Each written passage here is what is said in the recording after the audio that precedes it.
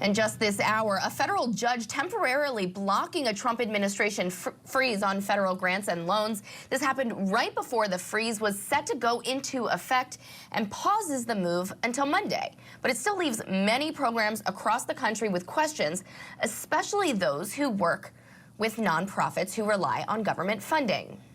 Josh Protas joins us now. He's the Chief Advocacy and Policy Officer at Meals on Wheels, an organization that helps deliver meals to elderly people.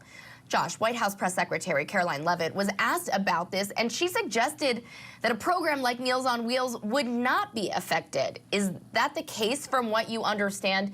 And if not, what have you learned about this pause, and what does that mean for you now? Sure. Thank you so much. There's a lot of confusion out there right now, and unfortunately, I think the White House press secretary didn't fully understand how Meals on Wheels programs work. Meals on Wheels programs get a substantial amount of their funding through the federal government that is granted to state units on aging, that in turn goes to area agencies on aging, to local providers. So it's not a benefit that goes directly to individuals.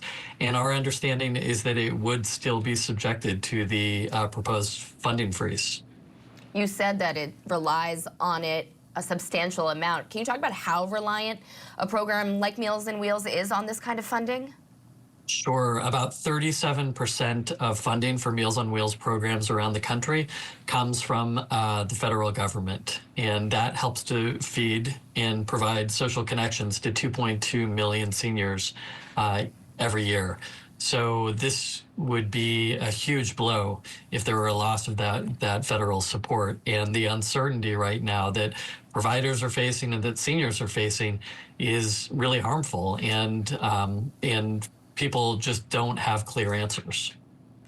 Did you or any of the other nonprofits that you might know about get any sort of heads up before this freeze? Not at all, not at all. And we've been trying to get clearer information. The two-page memo that came out from the Office of Management and Budget was extremely vague, and it unnecessarily vague. And unfortunately, the confusion and the lack of clarity is causing real harm for people, for providers. We've been seeking clarity to guide our network, but so far that's not forthcoming.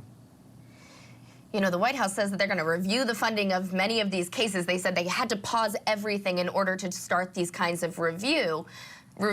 You know, what kind of review or auditing does Meals on Wheels go through when it comes to getting that kind of federal funding? So local providers apply for funding. They seek contracts and grants from their area agencies on aging or state units on aging, and there's a rigorous process for that. So they've gone through an extensive vetting and process for that.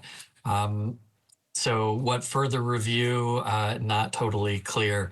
What I do know is that this is going to hurt seniors right now with the uncertainty about where their next meal comes from.